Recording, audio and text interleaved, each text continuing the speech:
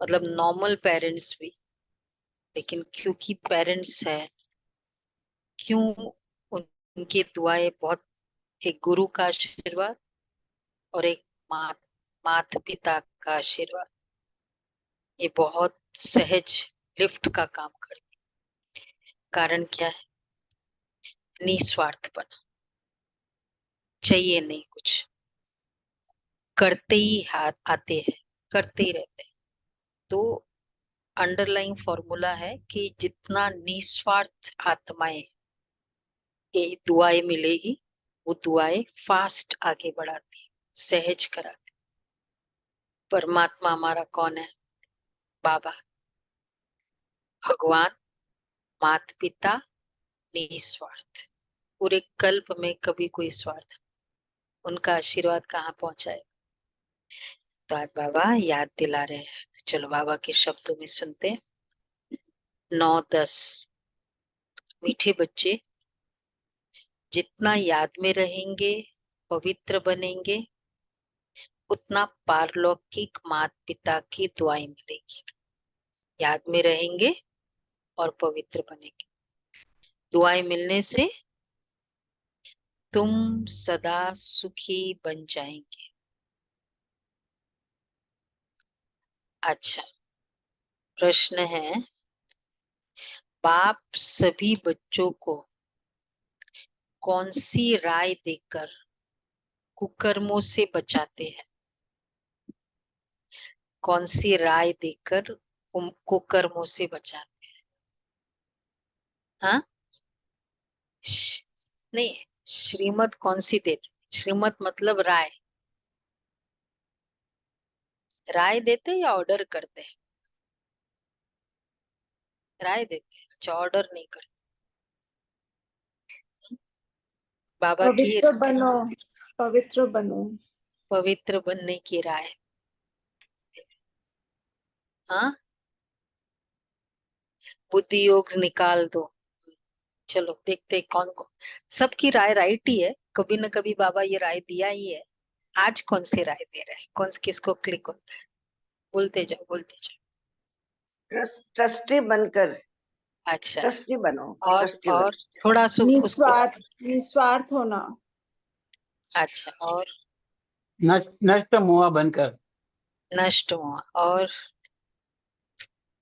सुख देना। अच्छा, और मतलब कई बातें राइट है, लेकिन एग्जैक्ट वर्ड आ जाए। देय बेईमानी, याद में रहना। हाँ, सब शुभ शुभ सोचो। शुभ सोचो। अच्छा, बाबा कहते हैं, बाबा राय देते हैं, बच्चे तुम्हारे पास जो भी धन दौलत आदि है, वह सब वह सब रॉन्ग, वह सब अपने पास रखो, लेकिन ट्रस्टी होकर चलो, इच्छावर नहीं करना है। तुम कहते आए हो, हे भगवान सब कुछ आपका है, भगवान ने बच्चा दिया, धन दौलत दिया। अब भगवान कहते, इन सब से बुद्धि योग निकाल, तुम ट्रस्टी होकर रहो, श्रीमत पर चलो, तो कोई भी कुकर्म नहीं हो, ये कुकर्म नहीं हो। ट्रस्टी होकर चलना कितना इजी है, रखना सब कुछ मेरे पास ही है, ट्रस्टी होकर चलना। उस दिन लास्ट वीक ही था ना, ट्रस्टी का पुरुषार्थ भी था, क्लास भी था। तो श्रीमत पर चलो तो कोई भी कुकर्म नहीं होगा, तुम श्रेष्ठ बन जाए। अच्छा, गीत है, क्या गीत होगा आज का? दुआएं, ले लो ले लो दुआएं ले माँ लो ले लो बाप। दुआएं माँ बाप की। क्या है फिर? सिर पर गठरी उतरेगी पाप की, फिर उसके बाद सर से उतरेगी गठरी पाप की। गोद में माँ के जन्म लिया और जग देखा बाप के कंधे चढ़कर, इस तरह कुछ है जी, पर मुझे ज्यादा नहीं आता जी। बोलो। गोद में ले।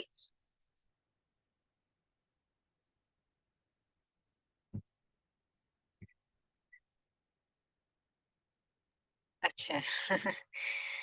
बहुत अच्छा है गीत। लास्ट में बजाएंगे, बजाना भाई लास्ट। मतलब इसके वर्डिंग्स बहुत अच्छे हैं। ओम शांति।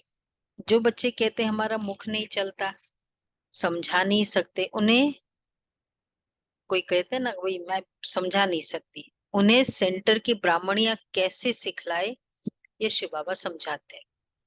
चित्रों पर समझाना तो बहुत सहज है। छोटे बच्चों को चित्र दिखलाकर समझाना पड़े ना। ऐसे नहीं क्लास में सब आकर बैठे और तुमने मुरली शुरू कर ली, नहीं। लेकिन ये तो हड्डी जिगरी बैठ समझाना चाहिए। किसी पहले समझाओ उनको। बच्चों ने गीत तो सुना। एक है पारलौकिक माता पिता जिसको याद करते रहते हैं। तुम माता पिता, वह है सृष्टि का रचयिता। माता पिता जरूर स्वर्ग ही रचेंगे। सतयुग में स्वर्गवासी बच्चे होते हैं। यहाँ के माता पिता खुद ही नरकवासी है, तो बच्चे भी नरकवासी पैदा करेंगे। गीत में भी है ना, ले लो दुआएं माँ बाप की, सिर पर उतरेगी गठरी, सिर से उतरेगी गठरी पाप की। तुम जानते हो इस समय के माँ बाप दुआएं नहीं देते, स्वर्गवासी दुआ करते हैं। जो दुआ फिर आधा कल्प चलती है, फिर आधा कल्प बाद श्रापित हो जाते हैं, खुद भी पतित बनते, तो बच्चों को भी बनाते हैं। उसे आशीर्वाद तो नहीं कहेंगे ना।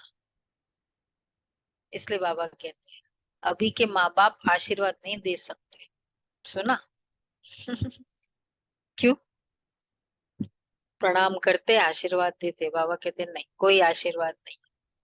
कारण पतित बनाते हैं, तो उसे आशीर्वाद ते, खुद भी पतित बनते तो बच्चों को भी बनाते, तो उसे आशीर्वाद नहीं कहेंगे।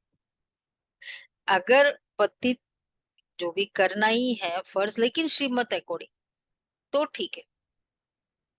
श्राप देते, श्राप देते देते भारतवासी श्रापित हो गए। कितना दुखी दुख है। किसको बाबा श्राप कह रहे हैं यहाँ? जयनाथ भाई। बाबा कहते श्राप देते देते भारतवासी श्रापित हो गए। बोलो किसको श्राप दे रहे? राजू बहन। हाँ, पतित बनाना मतलब बाबा कहते श्राप दे। तो श्राप देते देते भारतवासी श्रापित हो गए। कितना दुखी दुख है। इसलिए माता पिता को याद करते। अभी वो माता पिता दुआई कर रहे हैं, पढ़ाकर पतित से पावन बना रहे हैं। यहाँ है आसुरी संप्रदाय रावण राज्य, वहाँ है देवी संप्रदाय राम राज्य। रावण का जन्म भी भारत में है। शिव बाबा जिसको राम कहते उनका जन्म भी भारत में है। तुम जब वाम मार्ग में जाते हो तो भारत में रावण राज्य शुरू होता है। तो भारत को ही राम परम पिता परमात्मा आकर पतित से पावन बनाते हैं। रावण आते तो मनुष्य पतित बनते हैं। गाते भी है राम गयो रावण गयो जिनका बहु परिवार। राम का परिवार तो बहुत छोटा है और सब धर्म खत्म हो जाते हैं, सबका विनाश हो जाता है। बाकी तुम देवी देवताएं रहेंगे। तुम अभी जो ब्राह्मण बने हो वही ट्रांसफर होंगे सतयुग में। तो अब तुमको माँ बाप की दुआएं मिल रही है। माँ बाप तुमको स्वर्ग का मालिक बनाते हैं। वहां तो सुख ही सुख है। ऑफ कर दो, स्विच ऑफ कर दो, सभी अपना मोबाइल स्विच ऑफ करें। लैंडलाइन नंबर है, जिनको भी चाहिए वो लैंडलाइन नंबर सेंटर का दे सकते हैं। तो तुम अभी जो ब्राह्मण बने हो वही ट्रांसफर होंगे सतयुग में। तो अब तुमको माँ बाप की दुआएं में, जो तुम ब्राह्मण बनेंगे वही ट्रांसफर होंगे सतयुग में। क्यों? क्यों बाबा ने ये क्राइटेरिया रखा? ब्राह्मण जो होगा वही ट्रांसफर होगा। कोई अच्छे आत्माएं हैं, शायद ब्राह्मणों से भी अच्छी है। कई बोलते हैं ना यहाँ भी इतने नहीं होंगे, वहां वो मेरे युगल है ना बहुत समझदार है, पर बाबा उनको स्वर्ग में नहीं लेके जाएंगे। उन्हीं को लेके जाए। पवित्र नहीं बने। ये जिन्होंने बाबा यथार्थ से परिचय। हो सकता है कोई पवित्र भी है, ऐसे भी होंगे ना, पवित्र भी है, वर्चुअस भी है। बाबा से प्रारब्ध में लिए। बाबा से बने नहीं है, बाबा से वर्षा नहीं लिया। वर्षा है ना, स्वर्ग वर्षा वर्षा है ना, वर्षा है। इनहेरिटेंस है। चाहे कोई कितना भी बच्चा अच्छा हो, वर्षे तो आप अपने बच्चों को देंगे ना, दूसरे को तो नहीं देंगे क्योंकि बहुत अच्छा है। भाई के बेटे को भी दे देंगे और प्लस अपने बच्चों को छोड़ के देंगे। अगर देंगे तो एडिशनल या एक्स्ट्रा देंगे। इसलिए बाबा वर्षा दे रहा है, स्वर्ग वर्षा है। हाँ, ब्राह्मण बने वही स्वर्गवासी बनेंगे, स्वर्ग का वर्षा मिलेगा। वहां है ही दैवी संप्रदाय, और इतनी प्योरिटी आ भी नहीं सकती। एटलीस्ट प्योरिटी की जानकारी तो आएगी दास दासी क्वालिटी में भी। दुनिया में भी तो वो भी नहीं है ना। तो रावण आते हैं तो मनुष्य पतित बनते हैं। अभी तुम जो ब्राह्मण बने हो वही ट्रांसफर होंगे सतयुग में। तो अब तुमको माँ बाप की दुआएं मिल रही है। माँ बाप तुमको स्वर्ग का मालिक बनाते हैं, वहां तो सुख ही सुख है। इस समय कलयुग में दुख, सभी धर्म दुखी है। अभी कलयुग के बाद फिर सतयुग होना है। कलयुग में कितने ढेर मनुष्य है और सतयुग में इतने मनुष्य होंगे नहीं। जितने ब्राह्मण होंगे वही फिर वहां देवता बनेंगे। जितने ब्राह्मण, कल बैच लगाया ना, कितने ब्राह्मण ऐड हो गए हमारे। तो जितने ब्राह्मण उतने वहां देवता है, मतलब उतने जितनों ने बैच लगाया उतने क्या हो गए, देवता ऐड हो गए। इतने देवता और आ गए सब इस संसार में। तो बाबा कहते हैं जितने ब्राह्मण होंगे वहां फिर वह देवता बनेंगे। वह भी त्रेता तक वृद्धि को पाते रहेंगे। कहते हैं क्राइस्ट से 3000 वर्ष पहले सतयुग था, बिफोर क्राइस्ट और आफ्टर क्राइस्ट। सतयुग में तो एक ही धर्म एक ही राज्य है, वहां मनुष्य भी थोड़े होंगे, सिर्फ भारत होगा और कोई धर्म ही नहीं होगा। सिर्फ सूर्यवंशी होंगे, चंद्रवंशी भी नहीं होंगे। सूर्यवंशी को भगवान भगवती कह सकते हैं क्योंकि वे संपूर्ण है। तुम बच्चे जानते हो पतित पावन तो एक परम पिता परमात्मा ही है। चक्र के चित्र के तरफ इशारा बाबा ने किया। बाप ऊपर में बैठे हैं, चक्र का जो चित्र है, तो उसमें पता है बाबा कहाँ बैठे?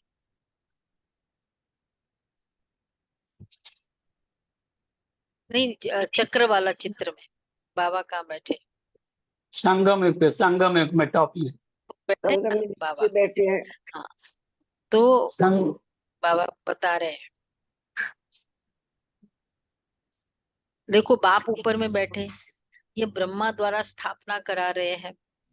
अभी तुम पढ़ रहे हो, जब इन देवताओं का राज्य रहता है तब और कोई धर्म ही नहीं रहता। कितने जरूरी है हमारे पिक्चर्स, नहीं? और इसलिए बाबा कहते हैं ये स्कूल है। स्कूल में हमने एप्पल कैसे सीखा, सी फॉर कैट ही कैसे याद रहा, बी फॉर बॉल है, तो वो सब पिक्चर है ना। तो यहाँ भी पिक्चर्स के थ्रू हमें सिखाते हैं। तो जब इन देवताओं का राज्य रहता है तब कोई और धर्म ही नहीं रहता। फिर आधा कल्प बाद वृद्धि होती जाती है, ऊपर से आत्माएं आती जाती, धर्मों की वृद्धि आधा कल्प के बाद। वर्ण बदलते जाते हैं, जीव आत्माएं बढ़ती जाती है। सतयुग में होंगे 9 लाख, फिर करोड़ होंगे, फिर वृद्धि को पाते जाएंगे। सतयुग में भारत श्रेष्ठाचारी था, अभी भ्रष्टाचारी है। ऐसे नहीं सब धर्म वाले श्रेष्ठाचारी बन जाएंगे। कितने ढेर मनुष्य हैं, यहाँ भी भ्रष्टाचारी से श्रेष्ठाचारी बनने में कितनी मेहनत लगती है। घड़ी घड़ी श्रेष्ठाचारी बनते बनते फिर विकार में जाए, भ्रष्टाचारी बन पड़ते हैं। कितना मेहनत है। बाप कहते मैं आया हूँ। एक भाई था, ज्ञान मिला, बहुत नशा चढ़ा, तो साइकिल से मधुबन पहुंचे। 1200 किलोमीटर साइकिल बाबा से मिलने। स्टेज पर उनका स्वागत भी हुआ, साइकिल पर आया मधुबन और अच्छे से चला। आज है नहीं। हाँ, छोड़ दिया। तो बाबा कहते हैं ना, घड़ी घड़ी श्रेष्ठाचारी बनते बनते फिर विकार में जाए भ्रष्टाचारी बन पड़ते। कितना नशा। बाप कहते मैं आया हूँ तुमको काले से गोरा बनाने, तुम घड़ी घड़ी फिर गिर पड़ते हो। बेहद का बाप तो सीधी बात बतलाते हैं, कहते क्या कुल कलंकित बनते हो। कितना मैंने ऊपर चढ़ाया था, नीचे कैसे गिरे। काला मुंह कर दिया। काला मुंह का करते हो तो क्या तुम गोरा नहीं बनेंगे। काला मुंह, कितने सारे नाम है बाबा के। काला मुंह पता है ना किसको बाबा के। विकार में गिरना, काला मुंह, पतित इसके बनना। पहले क्या बोला, हम विकार विकारों में गिरना। अलग अलग मेथड्स। तो टर्मिनोलॉजी है बाबा ने बहुत ही। जैसे बाबा के बहुत सारे नाम है ना, तो काम विकार को भी बाबा ने बहुत सारे नाम दिए। क्या तुम गोरा नहीं बनेंगे, तुम आधा कल्प श्रेष्ठ थे, फिर कलाएं कम होती जाती है। कलयुग अंत में तो कलाएं एकदम पूरी खत्म हो जाती है। सतयुग में सिर्फ एक ही भारत था, अभी तो सब धर्म है। बाप आकर फिर सतयुगी श्रेष्ठ सृष्टि स्थापन करते। तुमको भी श्रेष्ठाचारी बनना चाहिए। अच्छा, श्रेष्ठाचारी कौन आकर बनाते हैं। श्रेष्ठाचारी कौन आकर बनाते हैं। बाबा बाप है ही बना। गरीब निवास, पैसे की तो बात ही नहीं है ना। बेहद के बाप के पास श्रेष्ठ बनने आते हैं तो भी लोग कहते हैं तुम यहाँ क्यों जाते हो। कितने विघ्न डालते हैं। तुम जानते हो इस रुद्र ज्ञान यज्ञ में विघ्न डालते हैं। तो इस रुद्र ज्ञान यज्ञ में असुरों के विघ्न बहुत पड़ते हैं। हमेशा जहां भी यज्ञ हुआ, जिसने भी किया फिर क्या किया, विघ्न आते रहे ना। विघ्न खत्म करने के लिए यज्ञ करते हो, और यज्ञ होने से फिर और विघ्न डाल। ऐसा मतलब शास्त्रों में इस तरह का बताते हैं ना। विघ्न शुरू किया, वो असुर आया। क्यों, इसके पीछे बहुत अच्छा राज है। जहाँ यज्ञ है वहां विघ्न क्यों आते हैं, क्यों डाला जाता है।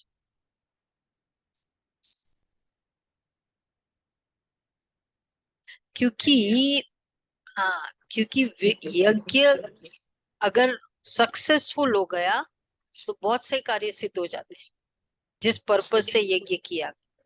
तो इसलिए जो अपोजिशन है, अपोनेंट्स क्या करेंगे, उसी को डिस्ट्रॉय करने का। इसलिए वो रावण यज्ञ शुरू कर देता था, तो वो वानर सेना क्या करती थी, क्योंकि पता है कि अगर ये सफल हो गया ना, निर्विघ्न हो गया, सारा कुछ यज्ञ ऐसे चल गया, तो फिर तो ये जीत, ये मरना मुश्किल है। इसलिए विघ्न डाला जाता है ताकि वो सफल ना हो, नहीं तो इसका बहुत पावर है। तो इसी तरह ये भी यज्ञ में विघ्न पड़ते हैं। सबके यज्ञ में विघ्न पड़ा। जब जब यज्ञ में भर्ती होए विघ्न पड़े। पड़े ना, पढ़ते भी रहते हैं अभी तक। हाँ, ये विघ्न है इसलिए, क्योंकि वो चाहते सफल ना हो।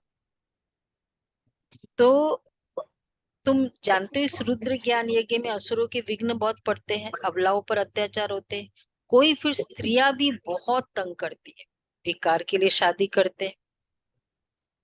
अब आप काम चिता से उतार ज्ञान चिता पर बिठाते। कोई ऐसे भी है इसलिए कि प्रॉपर्टी का हिस्सा मिल जाए, शादी हो जाएगी ना भाई वो, तो उसका हिस्सा मिलेगा। पर्पस भी देखो क्या है। तो अब काम चिता से उतार ज्ञान चिता पर बिठाते। जन्म जन्मांतर का कॉन्ट्रैक्ट है ना। इस समय है ही रावण राज्य, गवर्नमेंट कितने शादमानी करते हैं, रावण को जलाते हैं, खेल देखने जाते हैं। अभी रावण कहाँ से आया, रावण का जन्म हुए तो 2500 वर्ष हुए। रावण ने सबको शोक वाटिका में बिठा दिया। सब दुखी दुखी दुखी है। राम राज्य में सब सुखी सुखी होते हैं। अभी है कलयुग का अंत, विनाश सामने खड़ा है। इतने करोड़ों मनुष्य मरेंगे तो जरूर लड़ाई लगेगी ना। सरसों मुआफिक सब पीस जाते हैं। अब देखते हो तैयारी हो रही है, बाप स्वर्ग की स्थापना कर रहे हैं। ये ज्ञान और कोई भी दे न सके, ये ज्ञान बाप ही आकर देते हैं और पतित को पावन बनाते हैं। सदगति करने वाला एक ही बाप है। सतयुग में तो है ही सदगति। सदगति, गति अच्छी है। गति अच्छी का मतलब है प्रेजेंट भी अच्छा, उसका फ्यूचर भी अच्छा। कहते हैं ना क्या गति होगी, मतलब फ्यूचर क्या होगा, तो वहां अगला जन्म भी अच्छा ही होगा।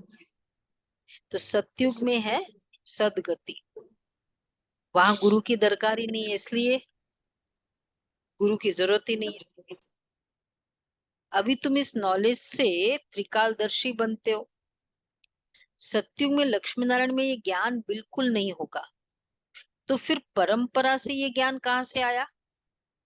कलयुग का अंत है। बाप कहते तुम मुझे याद करो, स्वर्ग की राजधानी स्थापन करने वाले बाप को और वर्षे को याद करो। पवित्र तो जरूर रहना पड़ेगा। वह है पति दुनिया, यह है पावन, वह है पावन दुनिया, यह है पति दुनिया। पावन दुनिया में कंस, जरासंधि, हिरण्यकश्यप आदि होते नहीं। सतयुग में हिरण्यकश्यप होगा क्या? वो दुनिया इमेजिन कर सकते? हिरण्यकश्यप। और दूसरा हिरणाक्ष, उसकी बहन का नाम था हिरणाक्ष, भाई का नाम भी तो था, क्या नाम था? हिरण्यकश्यप के भाई का नाम ऐसा ही था, हिरणा, याद नहीं आ रहा। हाँ, भाई भी था। दोनों पावरफुल थे, दोनों के लिए एक एक अवतार हुआ। जय विजय के थे, उनके अवतार थे हिरण्यकश्यप और हाँ, हिरण्याक्षय। तो बाबा कहते पावन दुनिया में कंस, श्री कृष्ण जाए वहां कंस, जरासंध, हिरण्यकश्यप आदि होते ही नहीं है। नाम भी ऐसे पावरफुल रखे, कोई रखे ही नहीं बाद में। वो नाम कभी कलयुग में कैरी फॉरवर्ड ही ना हो। कलयुग की बातें को सतयुग में ले गए। कहाँ है कंस? कंस कहाँ है? बाबा कहते कलयुग की बातें को सतयुग में ले गए। अभी बताओ कंस कहाँ है? जो बच्चों को मारते हैं वो सब कंस। जो इस तरह के जो भी कनेक्टेड काम देते हैं, बताते हैं ना, कंस वाले, रावण वाले, जरासंध वाले, सारे हैं। हिरण्यकश्यप, हिरण्यकश्यप की स्पेशलाइजेशन थी ईगो, अपने आप को भगवान, मतलब ईगो। और दूसरा जो भी अच्छे भक्ति करने वाले हो ना, अच्छे, उसको उसको विघन डालना, ये हिरण्यकश्यप का वर्क था।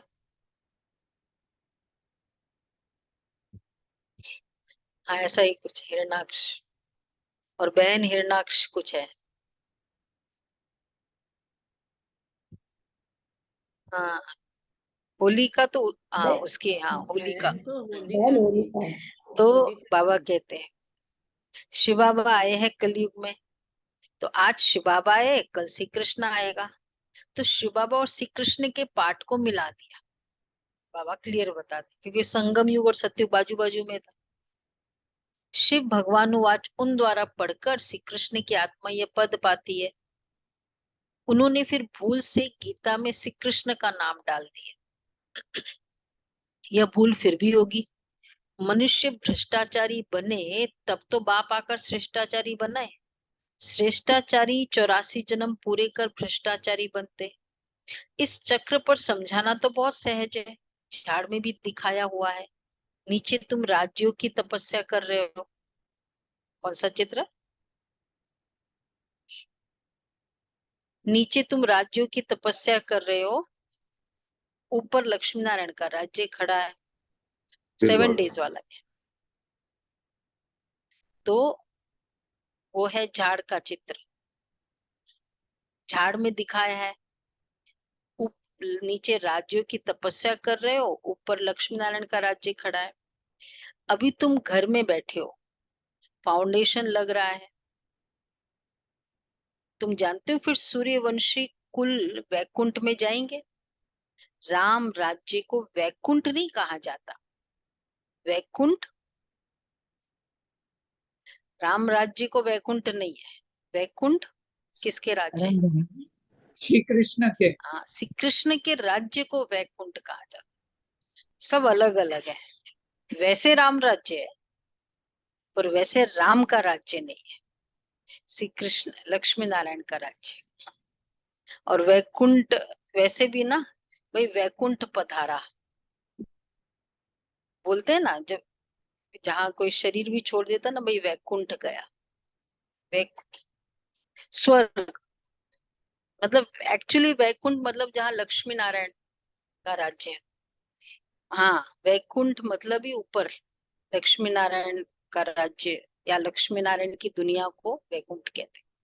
हम भक्ति में भी सूर्यवंशी। मानते हैं। और फिर कोई शरीर छोड़ता है तो भैया गया, वैकुंठ गया, फिर वो भगवान के पास गया। तो वैकुंठ श्री कृष्ण के राज्य को कहा जाता है। अभी तो तुम्हारे पास बहुत आएंगे, एग्जीबिशन आदि में तुम्हारा नाम वाला होगा, एक दो को देखकर वृद्धि को पाएंगे। बाप आकर ये सब बातें समझाते हैं। चित्रों पर किसको समझाना बहुत सहज है। सत्युग की स्थापना भगवान ही आकर करते हैं। और आते हैं पति दुनिया में, सावरे से गोरा बनाते हैं। तुम श्री कृष्ण की राजधानी की वंशावली हो। किसको बोलना है? तुम श्री कृष्ण की राजधानी की वंशावली हो। हम है हम दीदी। सब प्रजा भी हो। बाप अच्छी रीति समझाते हैं। निराकार शिव बाबा आत्माओं को बैठ समझाते कि आप मुझे याद करो। तो यह है रूहानी यात्रा। हे आत्माएं, तुम अपने शांति धाम निर्वाण धाम को याद करो तो स्वर्ग का वर्षा मिलेगा। अभी तुम संगम पर बैठे हो ना, बाप कहते मुझे और अपने वर्षे को याद करो तो तुम यहाँ स्वर्ग में आ जाएंगे। जो जितना याद करेंगे और पवित्र रहेंगे उतना ऊंचा पद मिलेगा। दो क्राइटेरिया, याद करेंगे और पवित्र रहेंगे। तो तुमको कितनी बड़ी दुआएं मिल रही है। धन, कौन सी दुआएं? धनवान भव, पुत्रवान भव, धनवान भव, और तीसरा है आयुष्यवान भव। तो धनवान भव कौन सी मिल रही है? तब धनवान,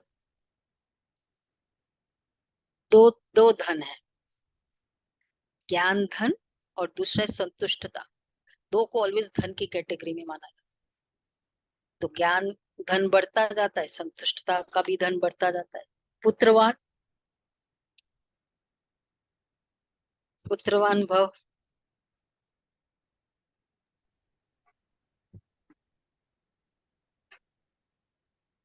बच्चे पैदा करो ना, ब्राह्मण पैदा करो। पुत्रवान मतलब भाई तुम्हारे वंशावली चलती रहे। तो जितने हम ब्राह्मण पैदा करते हैं तो पुत्रवान भव। और फिर आयुष्यवान भव, लंबी आयु। जितना योग करेंगे वैसे भी फिजिकल आयु लंबी होती है। आयुष्यवान भव, देवता की आयु बहुत बड़ी होती है, साक्षात्कार होता है। अभी ये शरीर छोड़ जाकर बच्चा बनना है तो बच्चे ये अंदर में आना चाहिए। हम आत्मा ये पुराना शरीर छोड़ जाकर गर्भ में निवास करेगी, अंत मते सो गति हो जाएगी। बूढ़े से तो हम क्यों ना बच्चा बन जाओ। आत्मा इस शरीर के साथ है, सब तकलीफ महसूस करती है। आत्मा शरीर से अलग है तो आत्मा को कोई तकलीफ महसूस ही नहीं होती है। शरीर से अलग हुआ, खलास। हमको अब जाना है मूल वतन से। बाबा आते हैं लेने के लिए। ये दुखधाम है ना, बहुत समय हो जाता है और फिर राह भी भटक जाते हैं तो वो लेने आ जाता है। बाबा आए हैं लेने। ये दुखधाम है ना, अभी हम जाएंगे मुक्ति धाम। बाप कहते सबको मुक्ति धाम ले जाता हूँ। तो जाने को रेडी है? देखो, हम लोग इसलिए रेडी है, कोई भी जगह जहाँ जाना है वहां बहुत बार देखा हुआ हो, देखा हुआ क्या, वहां बहुत बार रहा हुआ हो, और जिसके पास जा रहा है उसके साथ भी, चलो जगह नहीं, उसके पास तो अच्छा लगे, उसको उसके बारे में तो पूरा पता हो, उसके साथ रहे हो, फिर परमानेंटली रहना पड़ता है ना, फिर कोई प्रॉब्लम नहीं। दुनिया वाले इसलिए तो डरते हैं न, जहाँ जाना है उसके बारे में पता, जिसके साथ रहना है। अब चाहे जैसे सेंटर पे ही रहना है, इवन मधुबन जाते हैं ना, किसके साथ रहना प्रेफर करते हैं? पूरे एक ही सेंटर के बोले मुझे ना इसके साथ रखना, हम दोनों का साथ में रखना। तो जिनको हम जानते हैं उनके साथ हम रहना प्रेफर करते हैं। तो बाबा के पास केवल हम बच्चे ही एक्चुअली फील करेंगे कि जाना है, चलो बाबा ले जाओ। दुनिया वाले चाहे कितने भी कह दे उठा ले जा ही नहीं सकते, डर ही रहता है उनको। तो बाबा कहते हैं, तो बच्चे ये अंदर में आना चाहिए ना, मूल वतन से बाबा आते लेने के लिए। ये दुख धाम है, अभी हम जाएंगे मुक्ति धाम।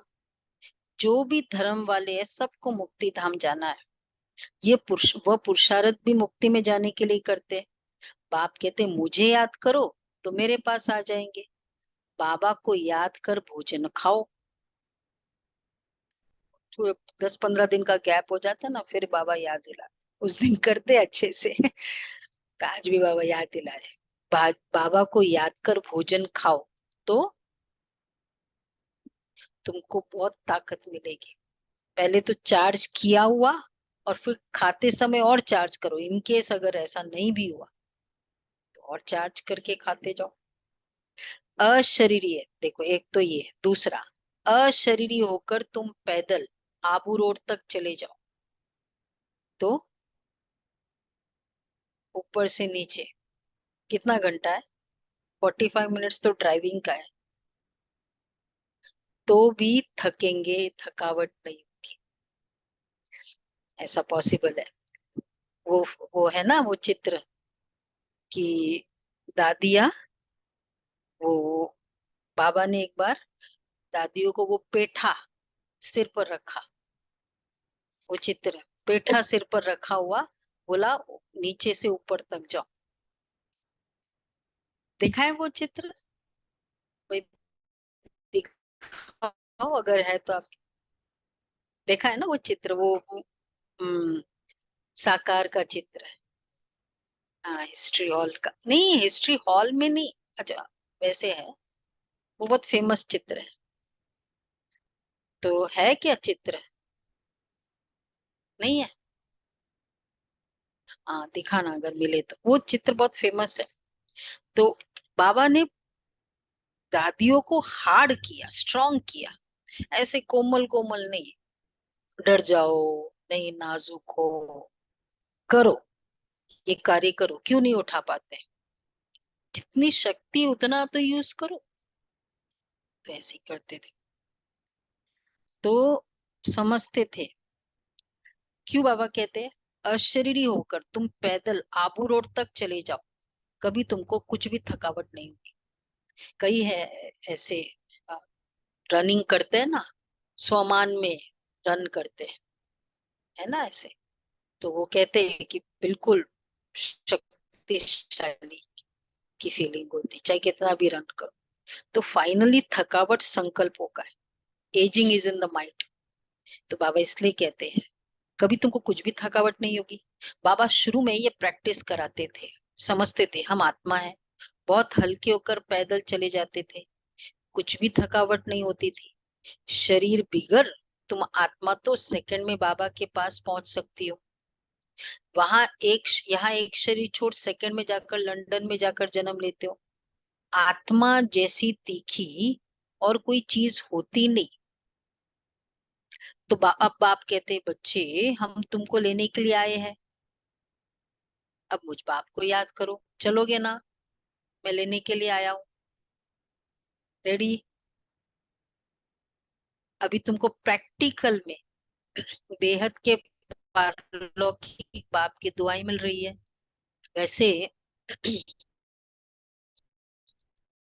बाबा लेने भी आए ब्राह्मण आत्माएं जो भी अगर शरीर छोड़ती भी है, बाबा ब्राह्मण बन के फिर शरीर छोड़ा, 3-4 दिन वतन में रखते, डिपेंड करता है बाबा को कब भेजना है वापस फिर दूसरा पार्ट प्ले करने के लिए।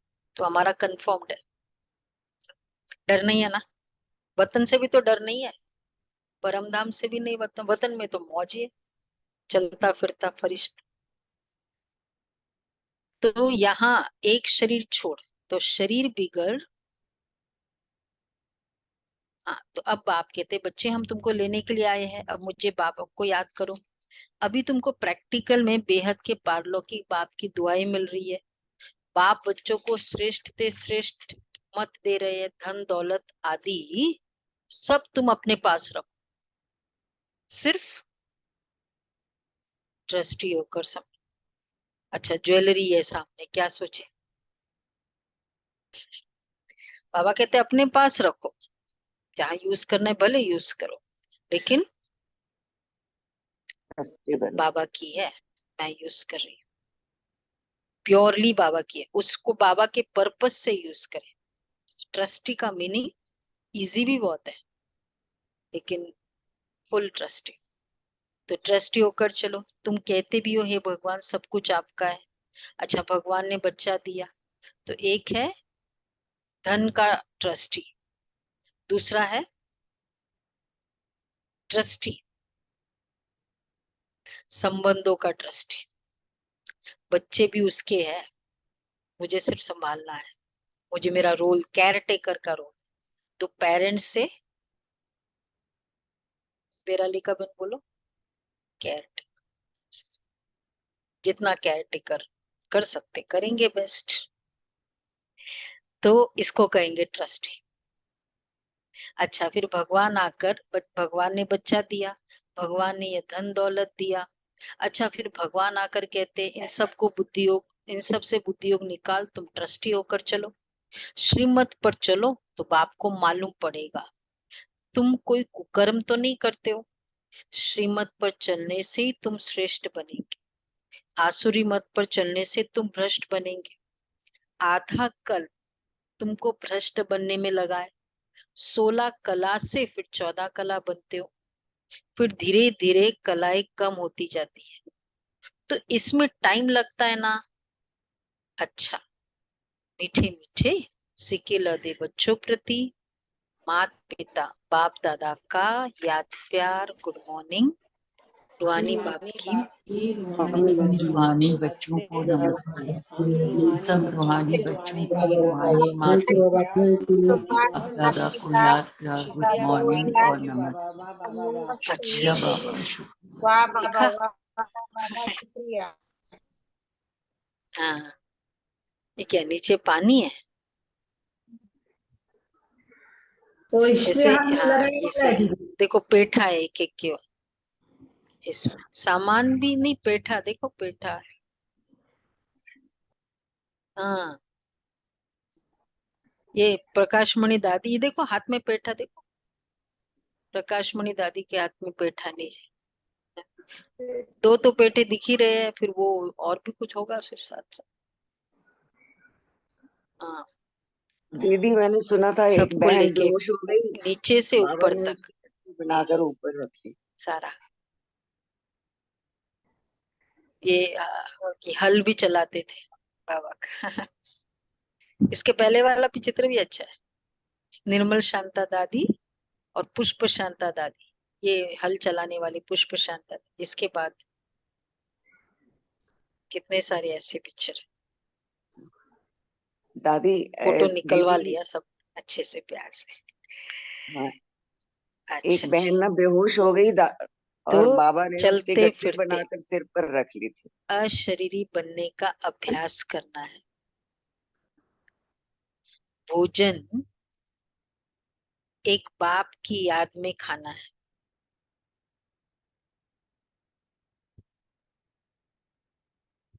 भोजन एक बाप की याद में खाना है, तो क्या होगा, ताकत होगी। दूसरा है माता पिता की दुआएं लेनी है, अर्थात ट्रस्टी होकर रहना है। तब बाबा की दुआएं मिलेगी। कोई भी कुकर्म नहीं करना है। अच्छा, वरदान है अनासक्त बन, लौकिक को संतुष्ट करते भी ईश्वरीय कमाई जमा करने वाले, राजयुक्त भव। अनासक्त बन, लौकिक को संतुष्ट करते हुए भी, बहुत अच्छा वरदान है। ईश्वरीय कमाई जमा करने वाले, राजयुक्त भव। कई बच्चे लौकिक कार्य, लौकिक प्रवृत्ति, लौकिक संबंध संपर्क निभाते हुए अपनी विशाल बुद्धि से सबको संतुष्ट भी करते और ईश्वरीय कमाई का राज जानते हुए विशेष हिस्सा भी निकाल लेते। ऐसे एक नामी और इकोनॉमी वाले अनासक्त बच्चे हैं। एक नामी भी हो और इकोनॉमी, जो सर्व खजाने, समय, शक्तियां और स्थूल धन को लौकिक से एक इकोनॉमी कर अलौकिक कार्य में फराक दिल्ली से लगाते हैं। ऐसे युक्तियुक्त राजयुक्त बच्चे ही महिमा योग्य है। तो ये है, बाबा कहते हैं लौकिक को भी निभाना है पर हिस्सा भी निकाल हमारा बाबा के सेवा में। जरूर ये एक ये होना चाहिए मंथली कि वो धन मुझे, वो जो हिस्सा है अपने ईश्वरीय सेवा में लगाना ही। तो बाबा कहते हैं तो ऐसे एक नामी और इकोनॉमी। इकोनॉमी में कब जा, इसको इकोनॉमी वाले क्यों बाबा कहते हैं? क्योंकि जो भी हम यूज करेंगे कहीं से तो हम कम करेंगे तब यहाँ यूज करेंगे। इसलिए बाबा ने कहा इकोनॉमी और फिर फ्राक दिल, बड़े दिल से भगवान को 1 से 1000, तो जो हम करेंगे उतना मिलेगा। इसको कहेंगे युक्तियुक्त राजयुक्त। स्लोगन है स्मृति स्वरूप बनकर हर कर्म करने वाले ही प्रकाश स्तंभ बनते हैं, लाइट हाउस। अच्छा, व्यक्त इशारे।